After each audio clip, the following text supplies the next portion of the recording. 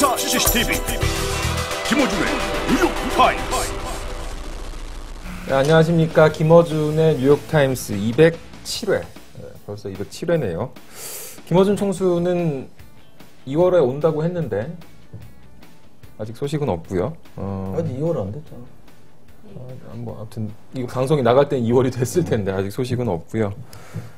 그래도 올 거라고 믿고 기다리고 있겠습니다. 자, 오늘 특별한 손님을 모셨습니다. 석진한 기자가 와 있고요. 더 특별한 손님으로 이 표창원 교수님 모셨습니다. 여러분 박수로. 안녕하세요. 소개 좀 해주시죠. 예, 남들은 신창원이라고 많이 불러주시는 표창원입니다. 신창원 씨보다는 한 살이 더 많고요. 처음 와봤는데 참 신선하고 좋네요. 불러주셔서 감사합니다. 아니, 오늘 이 표창원 교수님 오신다고 해서 그동안 3명이었던 방청객이 몇 명이야 도대체? 이걸 이제 지금 제작진에서는 표창원 효과다. 이럴 줄 알았으면 안 나오는 건데. 약속도 있었고. 오늘 이철희 소장은 못 나온다고 방송 시간을 바꾸자 그랬었거든요. 예. 표 교수님을 여기에 모시기 위해서 네. 이철희 소장한테 무조건 와야 된다. 이건 그렇게 안 된다. 죄송합니다. 저 때문에 일정에 차질이 생기셨다면. 네. 대선 끝나고 좀 어떠세요? 대선 때 갑자기 이렇게 뭐랄까요? 정치적인 발언을 막 이렇게 쏟아내시면서 세간의 이목을 집중적으로 받으셨는데. 네. 글쎄요, 뭐 정치적인 발언은 아니었다고 저는 생각을 하고요. 그 뭐 정치 일정 중에 발생한 범죄 혐의 사건이죠. 그 범죄 혐의 사건이 의혹이고 혐의이긴 하지만 엄정하게, 과감하게, 그리고 그 사안의 특성에 맞춰서 신속하게 이루어지지 못한다는 판단 때문에 제가 가지고 있는 전문적인 식견, 경험 이런 것에 비춰서 제 생각엔 옳은 이야기, 바른 이야기를 했다라고 생각했거든요. 그런데 이제 아무래도 정치 일정에 연관이 되다 보니까 정치적으로 해석도 많이 되고 정치에 어떤 영향도 미쳤기 때문에 저 스스로가 본의 아니게 정치적인 그런 어떤 무대 위에 올라온 게 아닌가 그런 생각이 들고요. 부담되시나요, 그럼? 뭐 저는 아니요. 이제 범죄 사건이라는 게요. 꼭 정치 아니라도 부담되는 건 많습니다. 경제 관련이면 뭐 기업하고 관련되고 종교 관련이면 더 부담스럽거든요. 이건 정말 종교와 관련된 사건 할 때는 목숨 걸고 해야 됩니다. 그래서 그런 부분들이 있어서 뭐 저는 전혀 그분들이 아무리 떠든다 하더라도 지나가면 다 그러고 말 분들이라서 부담은 없습니다. 그럼 지금 신분이 어떻게 되시는 건가요? 자유인이죠. 직함. 직함 없습니다. 그냥 이름만 있는 거죠. 직함이라는 건 없죠. 생업은 일단은 이제 1월 2일자로 사표 수리가 됐고요. 그래서 이제 그 월급이 들어오지 않게 되는 시기가 이제 시작이 됐고. 이제 첫 달이네요, 2월이. 예. 그런데 아직은 퇴직금 있으니까. 그럼. 우리 해봐서 알잖아. 해보셨나요? 그거 건드리면 안 되는 거거든요. 그래서 생계 쪽은 다르게 지금. 세상이 더 좋아질 거라는 전제하에. 예. 고생 많으십니다. 예. 방송하시면 될 것 같은데? 예. 근데 아무래도 방송, 그 다음에. 생계형 방송이네. 예, 생계형 이제, 기고. 경찰 평론가도 하고. 예, 작가도 하고 있고요. 작가? 예. 책 쓰시나요? 책도 쓰고, 영화 평론도 쓰고 있고요. 영화 지금. 평론. 예. 신문 칼럼도 쓰고 있고.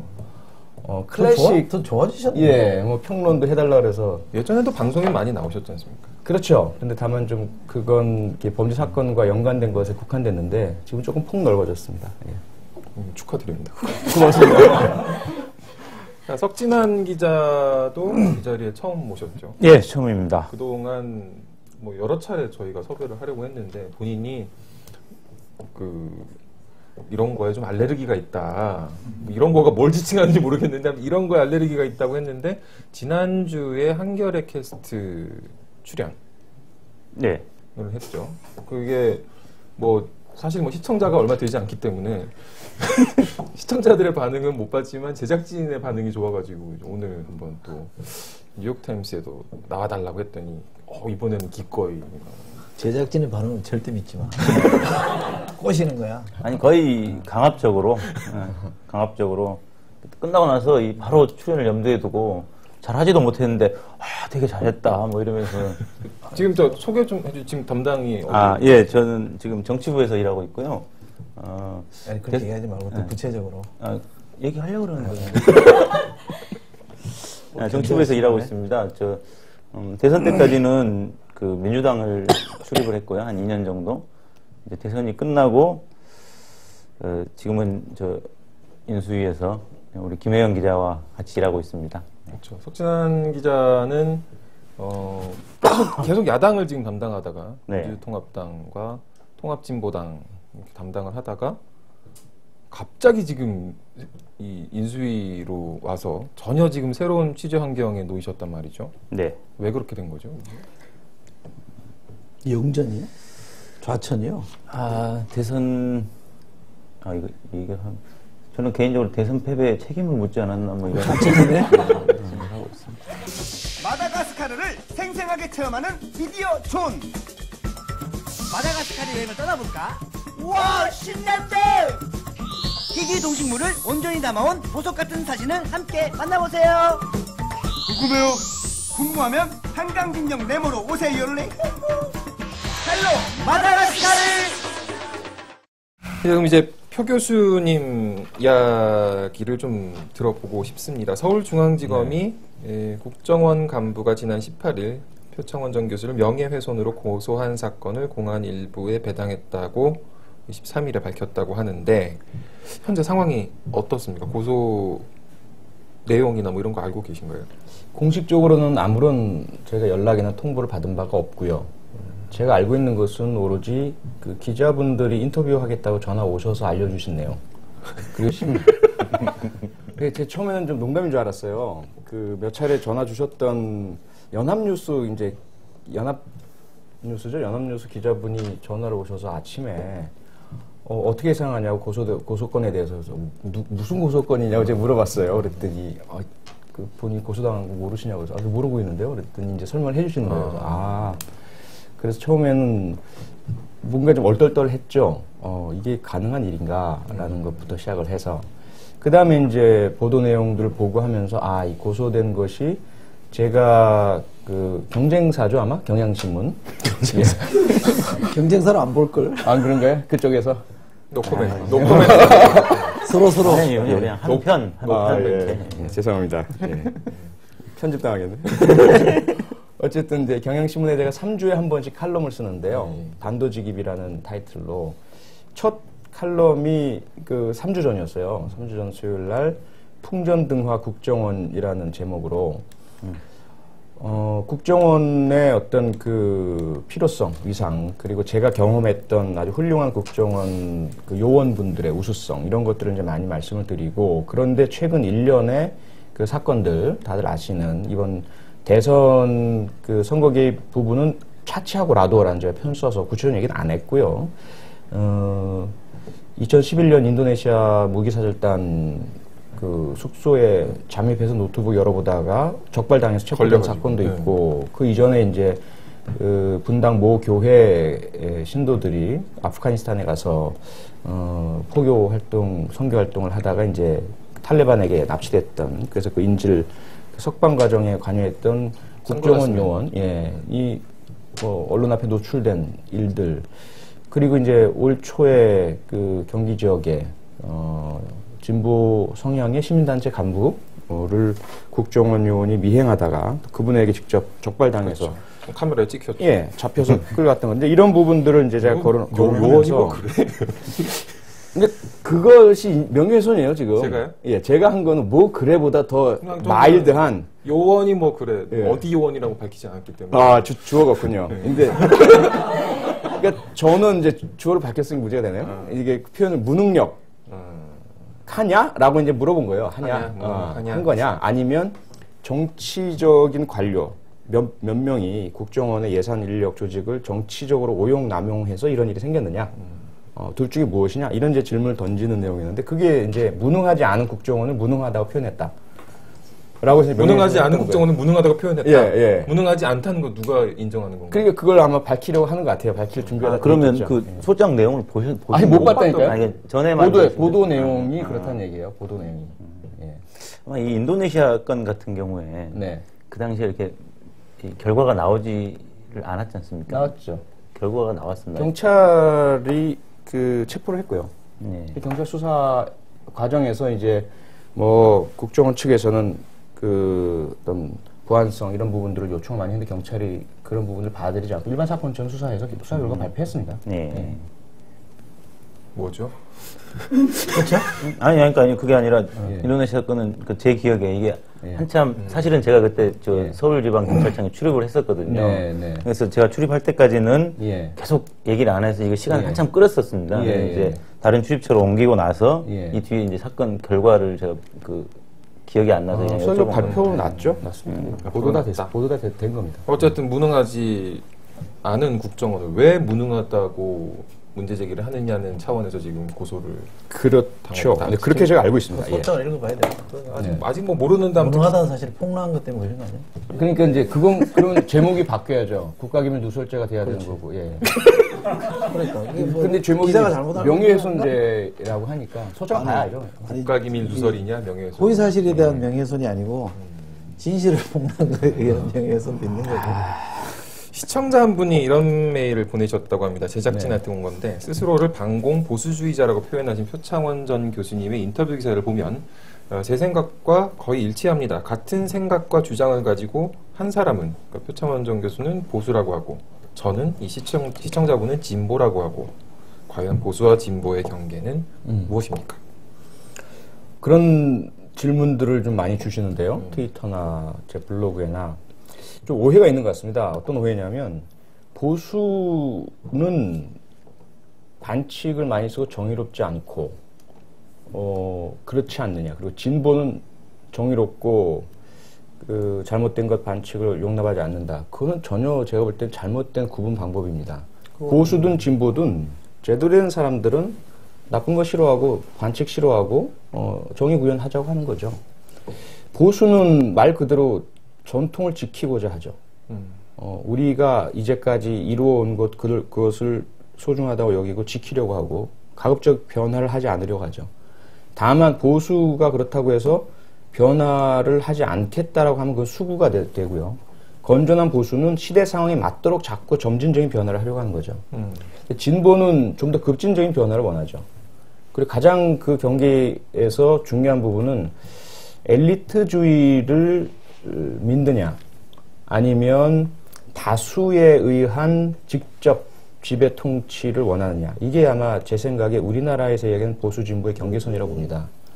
저는 아직까지도 노블리스 오블리주라든지 도덕성과 명예심, 헌신, 멸사봉공 등의 과거 우리 선비 정신부터 이어져 내려온 그런 능력과 사명감, 성실성 등을 가지고 있는 엘리트들이 정치, 경제, 사회 각 분야에서 자신의 몫을 다할 때 우리 다수가 그 약자와 민중들도 필요한 것들을 보장받는 인간의 기본적인 존엄성을 인정받는 사회가 된다라고 믿고 그래서 저는 보수주의자라고 생각하는 거고요. 진보주의자라고 생각하신다면 아마도 그런 값선 엘리트주의를 버려라. 우리 다수 노동자, 농민이 직접 통치하고 지배하는 그런 사회를 만들겠다. 이런 것들이 아마 진보여야 되지 않을까? 저는 그렇게 봅니다. 그런 보수 진보의 구분이라든지 좌우 구분이라든지 뭐 이게 왜 이렇게 혼재되어 있나요? 아니 그거야 뭐 기준이 딱 부러지게 나올 수 없는 거죠. 이론적인 부분이라는 게 지금 이제 우리 뭐라고 불러야 될지 반공 보수주의자 아무렇게나 부르십시오. 전자 붙은 사람이 원체 많아서 표 교수님의 구분도 뭐 저는 가능하다고 보고요. 뭐 저는 조금 그런 구분보다는 다르게 보는 편인데 지금 말씀하신 거는 이제 진짜 보수 이런 거 아니냐. 나는 그런 보수를 지향한다는 뜻으로 이해하면 될 것 같고 근데 우리 지난번에 뭐 몇 번 그런 얘기 있었잖아요. 일제시대도 얘기하고 그랬을 때 대한민국의 정통 보수는 진짜 보수가 아니고 너절한 보수다. 그래서 뭐 너절한 보수다. 친일도 했고 뭐 그래서 우리가 그때 표상으로 삼은 사람이 이동업 지명자였거든요. 니꺼 내꺼 안 가리고 이렇게 막 하는 사람, 뭐 이렇게 권력을 사유화하는 사람, 뭐 이런 것들 때문에 이제 보수가 잘못된 보수가 마치 대한민국 정통 보수인 것처럼 비춰지고 있다. 그런데 그 사람들이 사실은 다수 아니냐 이런 식의 이제 약간 비아냥 섞인 얘기를 했었는데 지금 말씀하신 것처럼 정통 보수라면 그런 지금 말씀하신 그런 기준들을 지켜내는 보수로 가는 게 필요한 거죠. 저는 보수와 진보는 각자의 선택이라고 봐요. 일종의 그럼요. 뭐 취향이라고 보기 때문에 그렇죠. 옳고 그름의 문제는 아닙니다. 진보가 보수를 나쁘다고 말할 수는 없는 거고요. 반대도 마찬가지니까. 맞습니다. 서로가 이렇게 존중하고 가면 되죠. 그런 점에서 보면 그 왜 일찍 그 좀 이렇게 봉기를 하시지 그동안 참고 계셨다가 결정적인 타이밍을 보신 거 아니에요? 그래서 이제 많은 분들이 저를 확실히 이겼어야 되는데 그래서. 저를 이제 기회주의자라고 부르고 계세요. 네. 타이밍을 보고 나온 게 아니냐. 누가 그렇게 말하는지는 알 것 같고요. 예. 근데 사실 저는 정치를 의도적으로 좀 멀리 해왔고요. 뭐 저 혼자 이제 그런 뭐 보수나 진보 이런 부분들은 이제 사회 현상이기도 하고 제가 범죄학 분야에서도 진보적 범죄학과 보수적 범죄학이 있습니다. 그래서 저희들이 많이 그런 부분을 다루거든요. 그래요? 네. 그래서 뭐가 다른가요? 기본적으로 그 인간관이 다르고요. 보수적 범죄학은 인간이 원래 이기적 존재라고 봅니다. 그래서 그냥 놔두면 자기의 욕구를 또 쾌락을 추구하기 위해서 스스로가 파괴될 때까지 나아가는 존재다. 그래서 뭐가 필요하냐? 통제가 필요하다. 규제가 필요하고. 법과, 예.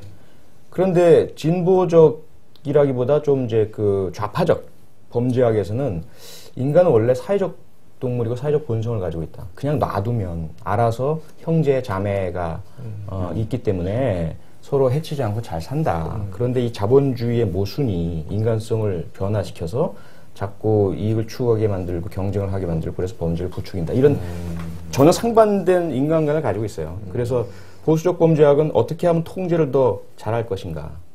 그 통제라는 것을 잘못 오해하면 아까 말씀하신 것처럼 잘못된 보수는 그 통제를 군사적 통제나 철월 통치 같은 걸로 오해를 해요. 그게 아니거든요.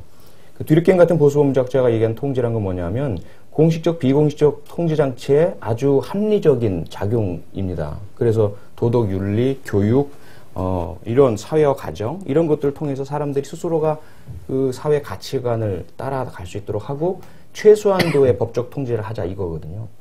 그런데 이제 이제 급진적인 좌파 범죄학에서는 그런 거 다 필요 없다. 다 필요 없다. 예. 자본주의가 무너지고 새로운 세상이 돼야만 범죄가 없어진다. 근데 그런 원론적인 그 극좌 범죄학은 또 그 좌파 범죄학 내에서 극복이 됐어요. 그래서 지금 현실을 인정하자. 어차피 피해자들도 다 못 사는 분들 아닌가. 그러면 그 정치적인 논리를 가져와서 자본주의 없어지지 않으면 범죄에 대한 대책 소용없다라고 하는 거는 너무 이상적이고 현실적이지 않다. 그러니까 좌파 범죄학도 제3의 길을 찾은 거예요. 그래서 좌파 범죄학 내에서도 범죄의 문제점 인식하자. 피해자의 고통을 인식하자. 그래서 지금 당장 일단 범죄 예방에 필요하고 효과적인 것이 무엇인지 찾자. 하지만 그 과정에서 국가나 권력기관의 남용 그리고 법질서라는 것을 오용시키는 것 이런 것들의 문제점들을 파헤쳐서 그런 그 법질서라는 것에 오용이 없도록 하자. 뭐 이렇게 이제 나아가고 있는 거죠. 우리나라에서 지금 이제 경찰대 교수셨는데 네. 우리나라에서도 그러면 그 경찰대를 통해서 배출되는 전문 경찰 인력들이 어떤 그런 세계관을 잘 저는 그런 균형 잡힌 세계관을 가질 수 있도록 그런 모든 그 좌파적 우파적 범죄를 다 소개해 주고요. 치열한 논쟁도 하게 해주고. 다만 이제 현재 우리 상황에서 경찰이라는 존재가 가지고 있는 그런 정통 보수 우파적인 위치, 지형 이런 것들은 이제 충분히 스스로가 깨달은 상태에서 상대방 측에서 이야기하는 진보적인 또는 좌파적 범죄학이 꼬집는 비판적인 그런 시각들은 충분히 존중하고 인정해야 된다. 이제 이런 것들이 제가 주로 학생들과 많이 이야기했던 거죠. 그렇군요. 근데 아까 원래 타이밍 얘기하다가 맞아. 진보 보수로 갔는데 범죄야 하던 얘기는 마저 해주시. 타이밍 보던 거 아니냐? 아니 그걸 이제 타이밍 본 거 전혀 아니라는 말씀을 드리다가 이제 그렇게 됐는데요. 그 정치는 전혀 그래서 제가 그 멀리하고 관심도 없었고 했는데 아까 말씀드린 것처럼 이번 그 사건은 저는 정치로 보질 않고 하나의 범죄 혐의 사건으로 본 거죠. 그런데 범죄 혐의를 받고 있는 사람이 신분이 좀 특수하고 그 뒤에는 권력이 있고 그리고 지금 현재 어떤 정치 정상 현재의 권력과 또 그 다음 권력을 이어받을 것으로 유망한 그런 개인과 세력이 그 뒤에 또 도사리고 있는 이런 특수한 상황이 있다 보니까 경찰하고 선거관리위원회가 과감하고 엄정하게 조사를 하지 못하고 있다는 인상을 제가 받은 거고, 그래서 그 부분을 처음에는 저는 정치적인 얘기 없이 그 사건과 관련된 법적인 논점, 쟁점, 그리고 이제 경찰의 바람직한 자세 이런 것들만 얘기를 했죠. 그런데 여기에 대해서 이제 정치적인 공격들을 해온 거예요. 저에 대해서. 넌 정치가 뭐냐? 도대체 왜 그러고 있냐? 네가 원하는 게 뭐고? 특히 이제 그 상대방 반사적 이익을 보는 문재인 후보라든지 민주당 측에서 뭘 약속받았느냐? 뻔하지 않느냐? 비례대표냐? 지역구냐? 뭐 이런 식의 공격이 오니까 이건 좀 아닌 것 같다. 그리고 특히 그 과정에서 이제 그런 이 사건과 관련된 원칙이나 법리적인 부분이 아닌 인권 문제라든지 이렇게 이제 새나가는 어떤 정치적인 의도들이 많이 개입되다 보니까 이건 그냥 그 수사를 엄정하게 하자라는 이야기만으로는 풀리지 않을 문제구나. 그래서 현재의 권력이 놔버려야 엄정하고 객관적으로 이 사건을 들여다볼 수 있겠구나라는 생각에 이제 정치와 관련된 이야기들을 하게 된 거죠. 대선 결과는 이제 표 교수님 생각에는 어떻게 보셨습니까? 일단 제가 말씀드린 것처럼 어쨌든 저는 이 사건 그리고 그와 연관될 수 있는 다른 권력적인 그런 그 불법 행위나 비리 이런 의혹들에 대해서 좀 다 드러내고 다시는 이런 반칙이 통용되지 않도록, 그래서 건전한 경쟁이 이루어질 수 있도록, 그래서 보수와 진보가 서로 존중하면서 경쟁할 수 있는 그런 상태가 되길 바랬고, 그렇게 되려면 일단 이번에는 정권 교체가 되어야 한다라고 저는 생각을 했고, 그런 주장들을 했죠. 공개석상에다 했습니다. 그러다 보니까 당연히 어떤 정권 교체가 되기를 희망을 했죠. 그렇게 투표도 했고요. 그런데 결과는 뭐 그렇지 않게 나왔고요.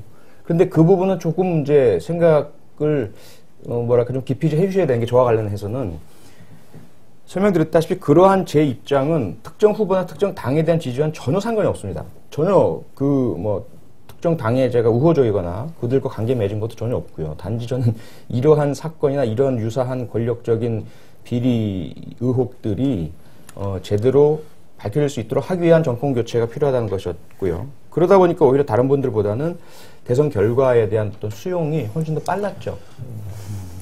그전에는 1번 찍으려 하다가 사건 나고 2번으로 바꾸셨어요? 그건 아닙니다. 원래 2번이셨죠? 아니요. 원래 2번도 아니고 사실 그때는 김건희라고 했나? 일단은 별로 생각이 없었어요. 별로 생각이 없고 그냥 떠들고 왔다 갔다 하고 이런 얘기도 들리고 또 그때는 부동층이셨구나. 예, 부동층이었죠. 확실하게. 나중에 이제 한번 생각해보고 결정해야 되겠다. 그 정도였죠. 좀 다른 얘기인데 이제 오늘 당시 이제 직원이 쓴 글 내용들이 이제 오늘 보도가 됐잖아요. 네. 중간에 이제 또 경찰 이제 이게 덮는 거 아니냐라고 여러 이제 의혹도 좀 있었고요. 오늘 어쨌든 그런 좀 비교적 자세하게 보도가 됐는데 그냥 간단하게 어쨌든 경찰에 계셨으니까 어떻게 이게 사건이 어떻게 마무리될 거 아니냐. 정권은 바뀌지 않았으니까 사실은 수사하기 쉽지 않을 텐데 어떻게 보시나요? 참 어렵습니다. 그러니까 전망을 하기는 좀 어렵고요. 다만 이제 경찰의 발표 내용에도 그게 들어가 있는데 뭐냐 하면 해석의 문제라는 표현이 들어가 있거든요. 그러니까 사실은 분명히 있습니다. 해당되는 직원이 90여 개에 달하는 글을 쓴 것이 이제 확보가 됐고 복구가 다 됐고 그리고 190몇 회인가요? 그 천반 행위를 한 것은 다 확인이 됐죠. 근데 그러한 행위 자체가 공직선거법 위반으로 해석될 수 있느냐, 그리고 국정원법 위반으로 해석될 수 있느냐, 이런 부분인데 그 해석이 그러니까 아까 말씀드린 것처럼 정권 교체가 되었더라면 상당히 적극적으로 해석이 되었을 테고, 정권 교체가 안 되었기 때문에 아무래도 좀 소극적으로 해석될 수 있는 환경적인 여건이란 거죠. 그렇다 보니까 그 야당의 역할 혹은 여론의 역할, 언론의 역할이 대단히 중요하고 이 사건에 대해서 관심을 놓지 않고 있다, 들여다보고 있다. 그리고 아마도 이번에 그 해석을 정말 엄정하고 객관적으로 하지 않고 치우쳐서 하게 된다면 역사가 다시 이 사건을 들여다볼 것이다. 이제 그런 어떤 환경, 그래서 최대한 객관적이고 엄정하게 그리고 공정하게 해석하고, 그래서 검찰로 이제 넘겨야죠. 그럼 검찰이 다시 해석을 하고 또 법원으로 넘어가고 뭐 그런 과정이 있어야 될 것으로 보입니다. 요새 순회 강연하고 계시죠? 사회에서 정의란 무엇인가? 네. 무슨 얘기하세요, 가시면? 정의가 무엇인지 얘기하죠. 뭔데요? 정의가 뭔지 모르시나요? 그 인수위를 오래 출입하더니 정의가 뭔지 그렇죠. 혼란을 느끼신 것 같아요. 정의는 벌써 다 오래됐나요? 정의는 다 알잖아요. 굉장히 오래된 것 제가 같아요. 초등학생들하고 얘기해도 알거든요. 정의 이름으로 너를 용서하지 않겠어. 그렇죠? 예. 그리고 파워레인저의 정의 다 알죠. 나쁜 놈은 혼내는 거고, 그렇죠. 약한 사람, 착한 사람 보호해 주는 게 정의잖아요. 거기에 대해서 물론 철학적으로 다 마이클 샌델의 책도 있지만 이런저런 얘기가 있지만 결과적으로는 옳은 것, 그 옳은 것을 뭐 예를 들어서 다수에게 유리한 것을 옳다고 여기느냐, 아니면 인간이 가진 어떤 순수 이성 차원에서 볼 것이냐, 또는 각자가 가지고 있는 자유라는 것을 최대한 존중할 거냐, 뭐 이런 여러 가지 시각이 있지만 저는 이제 일단 어쨌든 윤리, 도덕, 법, 철학이라는 근거를 가진 자기만의 옳음이 아닌 객관성, 보편성을 가진 옳음이라고 보고요. 그것을 과연 어떤 이해관계로부터 방해받음 없이 내가 누구이기 때문에, 또는 이러한 일의 결과가 나나 우리 편에 어떠한 영향을 미칠 것이기 때문에라는 것을 잊어버리고, 뭐 존 롤스의 무죄의 장막이라는 얘기도 쓰지만 그런 상태에서 우리가 그 옳음을 선택할 수 있느냐 여부가 가장 중요하다고 보고. 근데 죄송한데 그냥 정의란 무엇인가가 아니라 꼭 한국 사회에서 정의란 무엇인가라고 이제 제목이 달린 걸 보면 뭔가 좀 의미심장하지 않나 하는 생각이 좀 들어서 그러는데요. 그렇죠. 왜냐하면 일단 그 전제는 정의 신드롬이라고도 할 정도로 정의란 말만 붙으면 난리가 나거든요, 우리나라에서. 마이클 샌델의 책도 정의란 무엇인가도 결코 쉬운 책이 아니거든요. 그래서 제가 그 책을 출판한 출판 관계자를 만나봤는데 그분들이 처음에 목표로 삼았던 판매 부수는 10,000권이 넘을까에 대한 그런 논쟁이 있었대요, 출판사 내에서. 근데 100만 부가 넘게 팔렸거든요. 근데 전혀 예상치 못한 일이었다고 그러고 하고요. 그리고 그런데 그 100만 부 넘게 사신 분들이 다 읽으셨을까? 거의 다 읽으셨죠. 예, 제가 그래서 너무 궁금해서 막 물어보고 다녔어요. 여기저기. 혹시 그 책 사셨습니까? 사신 분들은 제가 많이 찾아냈어요. 그래서 이 100만 부가 가짜는 아니구나. 근데 그래서 읽으셨습니까? 읽으려고요. 되게 방송국에 한번 물어보시죠. 예. 사신 분. 읽으신 분. 예. 사신 분은 2분이고 읽으신 분은 1분이세요. 뭐 한 50% 되는 거네요. 50% 되네. 다 읽으신 분. 어떠세요? 그 한마디로 일단 그 읽고 난 느낌을 말씀하시자면. 우리나라가 살고 있는 상황이 너무 외국이랑은 다르다는 생각을 좀 많이 했습니다. 미국이랑 다른 것 같다. 뭐 유럽이랄까 서양과는 좀 다르다. 그래서 제가 한국에서 정의란 무엇인가를 하게 됐는데 책도 내셔야 아시겠죠? 그게 왜 그러냐면 그 책을 보면 이제 그 사례들을 많이 언급을 합니다. 그런데 그 사례들은 대부분 다 미국이나 영국에서 일어난 사례들의 사건들이에요. 그러니까 그분들은 다 알고 있고, 예를 들자면 우리나라에서 국정원 사건은 우리가 다 알고, 이 국정원 사건의 의미와 어떤 각 철학적 사조에서 들여다볼 수 있는 여지들, 뭐 이런 것들을 얘기하면 아하 하고 오잖아요. 그런데 뭐 바다에 나갔다가 표류 상태에서 한 명이 아픈데 나머지 선원들이 죽여서 먹은 행위, 그 행위에 대한 정의가 뭐냐, 이런 얘기 할 때는 일단 그 상상조차 우리 싫은 거예요. 어떻게 서로 사람끼리 살을 먹을 수 있고, 이게 정의란 논쟁이 여기서 어떻게 가능해.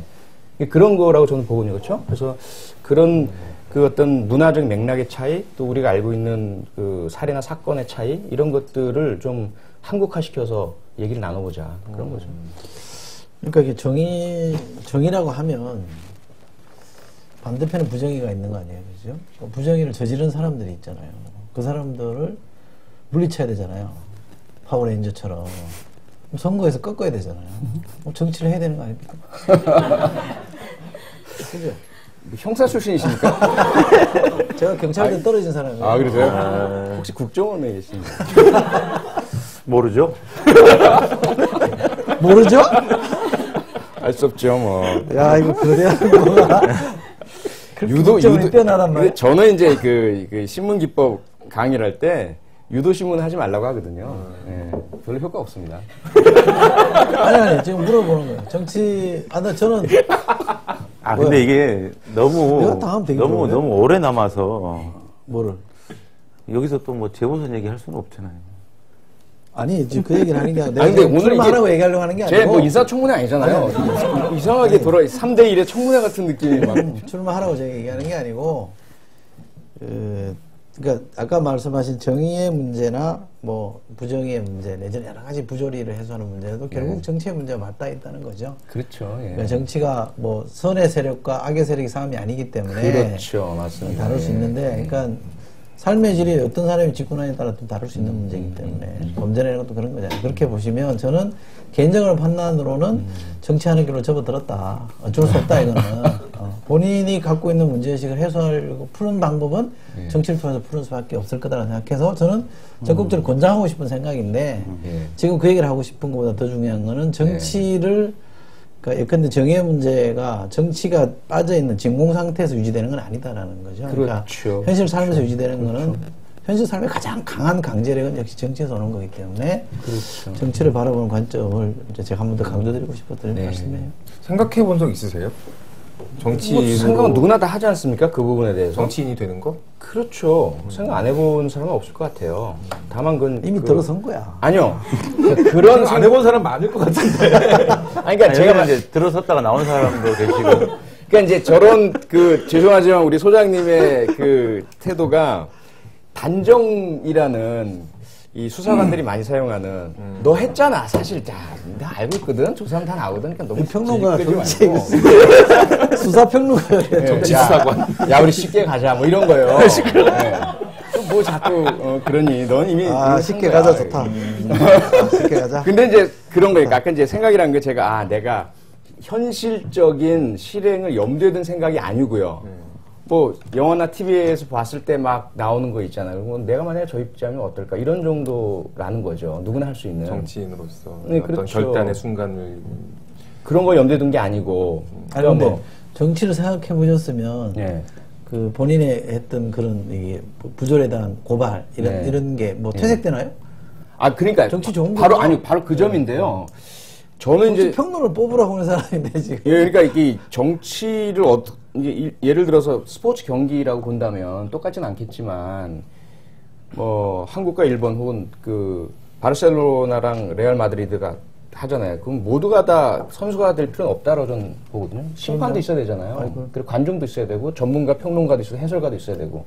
그래서 저는 전적으로 동의합니다. 소장님 말씀 동의해서 정치가 정의 실현의 궁극적인 수단이고 가장 중요한 우리 사회의 기제다라는 건 전적으로 동의하는데 제가 꼭 정치를 할 필요는 없다라고 저는 생각을 하고요. 쉽게 가죠. 아니 근데 영화에서 정치인이 등장하는 장면을 보면서 내가 저 사람이라면 어떤 선택을 할까, 어떤 결정을 내릴까를 고민하게 되나요? 어떤 영화에서 어떤 장면? 그러니까 이제 예를 들어서 그런 거 있잖아요. 왜 저는 좀 범죄 관련 영화를 많이 보니까 그 백악관에서 일어난 살인 사건이 있어요. 1600인가? 예. 머더 1600일 거야. 머더 1600. 맞아. 그런 영화를 보면 이제 그거하고 또 이제 그 젊은 국회의원이 그 어떤 여성과의 스캔들 문제 때문에 이미지가 흐려질 수 있는 상황에서 협박을 받고 뭐 이런 그 영화가 또 최근에 개봉이 있어요. 예. 근데 그런 것들 보면 이제 야, 내가 저 입장이라면 나는 과연 그 개인적인 명예를 선택할까, 뭐 공익적인 부분을 선택할까, 뭐 이런 거죠. 그 다음에 이제 그런 백악관 내에서 살인 사건이 발생했는데 그런 추악한 면들을 보여주잖아요. 뭐 덮으려고 하고 막 수사를 방해하려고. 만약에 내가 대통령이거나 그런 그 정치인이었다면 나는 정말 차라리 내가 그냥 직을 내려놓고 다 수사하게 할 텐데 뭐 이런 거죠. 아주 허황된 상상 같은 거죠. 직을 내려놓고. 네. 그러니까 친정치적이야. 저는 이렇게 당하는 사람 보면 내 같으면 저렇게 안 했을 텐데 완전 범죄가 이렇게 가능했을 텐데 용기를 했을 것 같아. 확실하네. 소장님 정치를 하셔야 돼요. 뭔가 좀. 네? 왜? 아니요. 냄새가 난다. 범죄 영화에 나오는 정치인들이라면 우리가 일상에서 이렇게 평범하게 텔레비전에서 보는 그런 정치인 그 모습은 아닌 거예요. 아니죠. 그걸 상상하신 건 아닌 거예요. 아니죠. 그러니까 이제 가장 그 극단적인 선택의 순간에 놓여 있는 정치인들의 모습을 주로 제가 많이 보죠. 그 다음에 이제 또 제가 그 관심을 많이 가지고 동일시도 느끼는 부분은 뭐냐면 막 그냥 순수하고 열정적인 정치인이 많은 오해와 비난 이런 것에도 불구하고 변화를 이끌어낸다든지 도전을 하고 부딪히고 이런 것들을 보면 막 야 멋있다 이런 건 느끼죠. 멋있죠. 내가 아니라고. 네. 그러면 저 지난 대선 과정에서 예를 들어서 내가 안철수였으면 어떻게 할 텐데 뭐 그런 상상도 많이 하시겠네요. 위험한 질문도 자꾸 묵비 저 변호사 좀 부르면 안 되나? 그런 거 없지? 예? 뭐 그렇고요. 근데 실제로 세 사람 중에 누구를 동일시했어요? 후보들 중에서요? 감정이 전혀 그런 현상은 없었어요. 땡긴 사람 없었어요? 예, 없었습니다. 저는 이제 상당히 멀리서 쳐다봤고 좀 까탈스럽게 다 비판적으로 좀 봤죠. 그래도 결국은 2번. 그렇죠. 뭐 결과적으로는 그렇게 됐죠. 예. 그럼 네. 비판적으로 보신 부분 가운데 박근혜 대통령 당선인에 예. 대해서는 어떤 면이 좀 비판적으로 보이셨나요? 그분에 대해서는 이제 제가 비판을 공개적으로 많이 했죠. 많이 했습니다. 블로그에도 여전히 글이 남아있죠. 그래서 아마 모르겠는데 저는 이제 박근혜 대통령 당선자께서 그런 내용들을 다 보고받고 읽고 아셨다면 저를 엄청나게 미워하고 계실 것 같아요. 아마 5년 내내 잊지 못하실 것 같은. 그러니까 그 공약이나 정책 하나하나를 막 꼬집어가지고 막 세세하게 비판하고 그랬거든요. 사용제도라든지 뭐 이런 부분에 있어서. 그럴 정도니까. 그러니까 제가 박근혜 후보 당선자죠. 당선자의 장단점을 같이 말씀드려야 이게 형평성이 있는 것 같은데 장점은 그분도 장점이 많으시거든요. 분명히 그 어머니 그 유경수 여사의 이미지를 가지고 사람들에게 여성으로서 그리고 어머니 같은 모습으로 이렇게 포용력을 줄 수 있고 그리고 어떤 뭔가 좀 가까이 그 다가서서 내가 좀 호소를 하고 싶다 뭐 이런 대상으로서의 어떤 부분들도 있으시고 그런데 이제 비판을 하는 부분들은 가장 아쉬운 게 일단은 그 화술이죠. 정치라는 건 그냥 말일 텐데 자신의 의사를 설득력 있게 제시하고 다른 사람의 의견을 주의 깊게 경청하면서 그에 대해서 자신의 반론을 펴거나 또는 어떤 화해를 이끌어내거나 설득을 하거나 이런 것들이 상당히 좀 결여되어 있으신 것 같은 부분을 말씀 들어보니까 이제 장점은 이미지인데 단점은 화술이다. 그러니까 뭐 실제로 뭘 하면은 다 단점이고 가만히 있으면 장점인 거네요. 근데 뭐 그렇게 얘기하시면 좀 저는 그렇게 말씀한 적이 없습니다. 하여간 뭐 해석하신다면 자유시고 그렇게 얘기해가지고 인수위 출입할 수 있겠네요. 아니 지금 교수님 그렇게 얘기하셔서 저는 뭐 해석하는 건데 뭐. 네. 그렇죠. 해석은 자유고요. 해석은 자유고요. 장점 2개, 단점 하나 얘기했어요. 좀 떨어졌네. 그렇죠. 그죠. 예, 역시 근데 난 정확하시네요. 장점 두 번째 장점은 좀 좋더라고요. 다가가서 뭐 해주고 싶은 사람. 아니, 그러니까 그것도 이미지인 거잖아요. 그렇죠. 사람들이 실제로 느끼면 많아요. 실제로 그런 이미지를 많아요. 느껴? 네. 아니 제가 그렇다는 건 아니고. 특히 이제 그 연로하신 분들이라든지 연로하신 분들. 예, 그런 분들께 제가 이제 들은 말씀이 되게 짠하다. 예, 짠하다는 것도 불쌍하다. 있고 그런 부분도 있고 뭔가 막 가까이 다가가고 싶은 약간 애틋하다 뭐 그런 그렇죠, 표현을 많이 예, 하더라고요. 그렇죠. 정적인 연결 뭐 이런 거 찾죠. 너무 다가갔다는 큰일 나지 그게. 이거 접근이 안 되죠. 그러니까 석진환 기자는 지금 이제 인수위 출입하시면서 인수위가 좀 출범한 지 얼마나 됐죠? 한 달 좀 넘었는데. 몇 달 된 것 같아요. 기분에. 박근혜 당선인 몇 번 보셨습니까? 멀리서 한 2번 본 것 같아요. 멀리서. 출입 기자 아니야? 윤창중 대변인은 매일 보고요. 그건 됐고. 박근혜 당선인은 보기가 참 문제다. 힘들죠. 근데 당선인이 인수위에 안 오. 그런데 그러니까 이게 옛날에 그것도 오해비도 보기 힘들다 그랬어.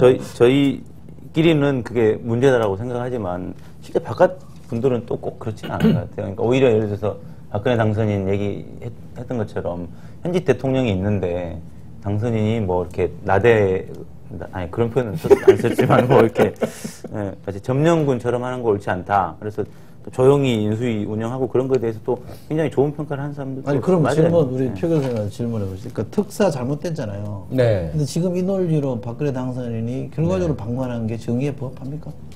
투표하자면 질문 좋았어. 그죠? 그래서 일단은 그